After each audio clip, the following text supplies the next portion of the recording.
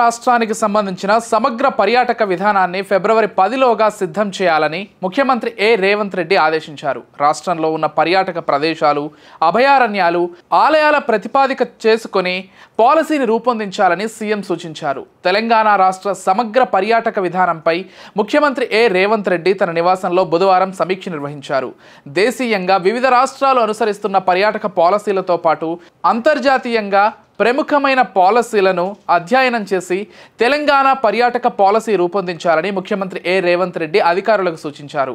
తెలంగాణకు దేశీయ పర్యాటకులనే కాకుండా అంతర్జాతీయ పర్యాటకులను ఆకర్షించాలన్నారు. పర్యాటక రంగంలో బహుళ జాతి కంపెనీల పెట్టుబడులను ఆకర్షించేలా పాలసీ ఉండాలని సీఎం తెలిపారు. ఎంఎన్సీలు పెట్టుబడులు పెట్టినప్పుడు అంతర్జాతీయ స్థాయి ప్రమాణాలతో వస్తువులు ఏర్పడతాయని, అప్పుడు పర్యాటకుల ఆకర్షణ సులువవుతుందని సీఎం రేవంత్ రెడ్డి అన్నారు. తెలంగాణలో కవ్వాల్, అమ్రాపాల్ పులుల అభయారణ్యాలను సఫారీ టూరిజానికి అనువుగా తీర్చిదిద్దాలని సీఎం రేవంత్ రెడ్డి అన్నారు.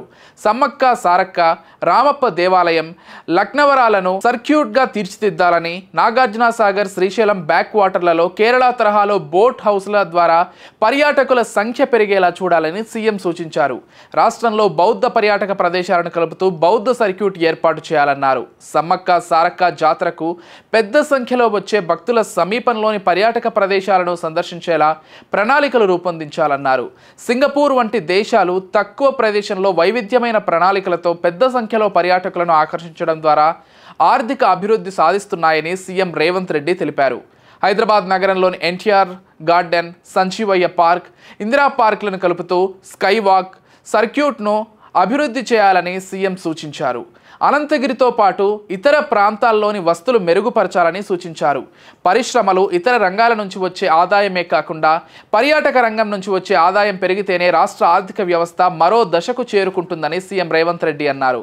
సమీక్షలో రాష్ట్ర పర్యాటక శాఖ మంత్రి జూపల్లి కృష్ణారావు, తెలంగాణ రాష్ట్ర పర్యాటకాభివృద్ధి సంస్థ చైర్మన్ పటేల్ రమేష్ రెడ్డి, రాష్ట్ర ప్రభుత్వ సలహాదారు శ్రీనివాసరాజు, ముఖ్యమంత్రి ఓఎస్డి వేముల శ్రీనివాసులు, రాష్ట్ర ప్రభుత్వ ప్రధాన కార్యదర్శి శాంతికుమారి, పర్యాటక శాఖ ముఖ్య కార్యదర్శి స్మితా సబర్వాల్ తదితరులు పాల్గొన్నారు. Our top class and most luxurious apartment, Sunshine Destino, is located in the heart of the financial district, Hyderabad. The project is surrounded by international schools, IT parks and multi-specialty hospitals. Sunshine Destino have 5.5 acres land, 535 luxurious flats, 2 clubhouses, all type of indoor outdoor games and amenities, kids play area with beautiful gardens. Please contact us.